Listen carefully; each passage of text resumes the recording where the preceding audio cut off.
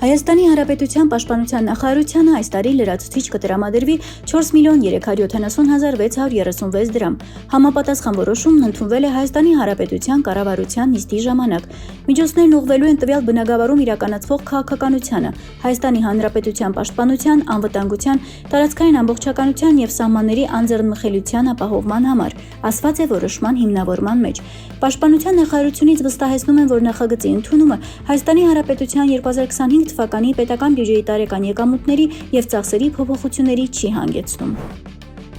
Կտրուկ վատացել է Գյումրու քաղաքապետ Վարդան Ղուկասյանի առողջական վիճակը, ով գտնվել է Երևանի կենտրոն քրեակատարողական հիմնարկում։ Այս մասին ահազանգում է Վարդան Ղուկասյանի փաստաբան Զարուհի Փոստանջյանը։ Քրեակատարողական հիմնարկի անձնակազմը անմիջապես հրավիրել է շտաբ բժշկական օգնություն եւ Վարդան Ղուկասյանը տեղափոխվել է Սուրբ Գրիգոր Լուսավորիչ բժշկական կենտրոն։ Նրա առողջական վիճակի մանրամասները ճշտվում են։ Վարդան Ղուկասյանը կալանավարում է արդեն 18 օր։ Մինչ այդ վարույթն իրականացնող մարմինը եւ դատարանը տեղեկացված էին նրա առողջական խնդիրների մասին, սակայն այնուամենայնիվ որոշում էր կայացվել նրա կալանավորման վերաբերյալ։ Լրացուցիչ տեղեկատվություն Վարդան Ղուկասյանի առողջական վիճակի եւ հետագա գործողությունների մասին կտրամադրվի ըստ անհրաժեշտության, նշել է փաստաբանը։ Հիշեցնենք, Գյումրի համայնքի ղեկավար Վարդան Ղուկասյանը 2 ամսով կալանավորվել է։ Հակակոռուպցիոն կոմիտեից ավելի վաղ հայտնել են, թե ստացվել են փաստական տվյալներ, ըստ որոնց Գյումրի համայնքի ղեկավարը եւ գլխավոր ճարտարապետը նախնական համաձայնությամբ պահանջել եւ ստացել են կաշառք գումարներ։ Ավելի ուշ հայտնի դարձավ, որ Գյումրու քաղաքապետին կրկին տարել են Երևան կենտրոն քրեակատարողական հիմնարկ։ Վարդան Ղուկասյանի առողջական վիճակը նոյեմբերի 6-ին կտրուկ վատացել էր։ Նրան տեղափոխել էին Սուրբ Գրիգոր Լուսավորիչ բժշկական կենտրոն։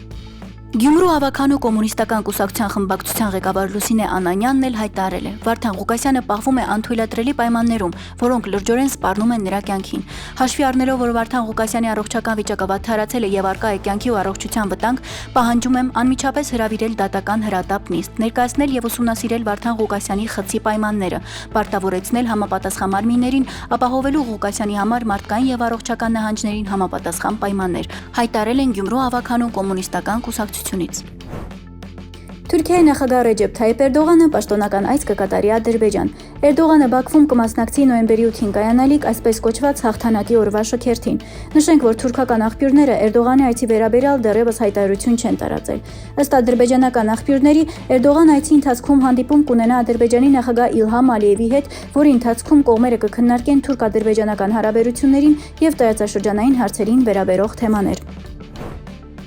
Ռուսաստանի հայերի միության նախագահ Արա Աբրահամյանը Վաշինգտոնում պարգևատրվել է Heart in Hand մեդալով անխոնջ մարդասիրական աշխատանքի եւ կյանքեր փրկելու համար։ Վաշինգտոնի Քենեդի կենտրոնում տեղի է ունեցել Ռուսաստանի հայերի միության նախագահ Արա Աբրահամյանին պատվավոր մրցանակ հանձնելու արարողությունը, որը սահմանվել է Global Reach կազմակերպության կողմից։ Այն նվիրված է արտասահմանում ավազակախմբերի, ահաբեկիչների կամ իշխանությունների կողմից ձերբակալված մարդկանց հայրենիք վերադարձնելուն։ Արարողությանը ներկա էին պանանների հարցով նախագահի հատուկ դեսպանորդ Ադամ Բյոլերը, նախագահի հատուկ դեսպանորդ Ռիչարդ Գրենելը, որը նաև Քենեդիի կենտրոնի տնօրենի պաշտոնակատարն է, ԱՄՆ հասարակական եւ քաղաքական համայնքի ներկայացուցիչներ, հայ սփյուռքի գործիչներ, ձեռնարկատերեր, բժիշկներ, գրողներ եւ այլք։ Մեդալը հանձնեց հիմնադրամի նախագահ Ստիվ Մենսիսը, որը բացր գնահատեց Աբրահամյանի մարդասիրական աշխատանքը եւ դերը կյանքեր փրկելու գործում։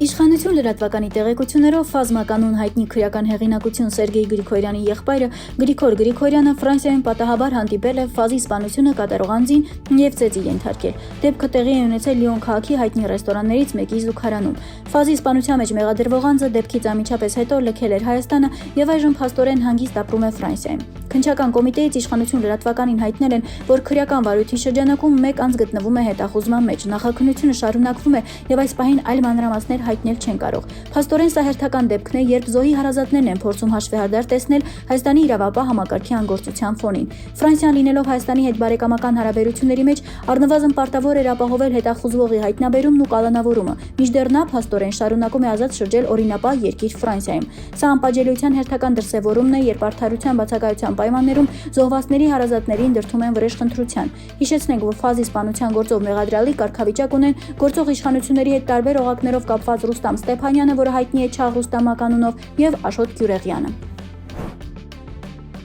Եվ վերջում օրվա տեսանյութ. Արարատը հայ նկարիչների կտավներում։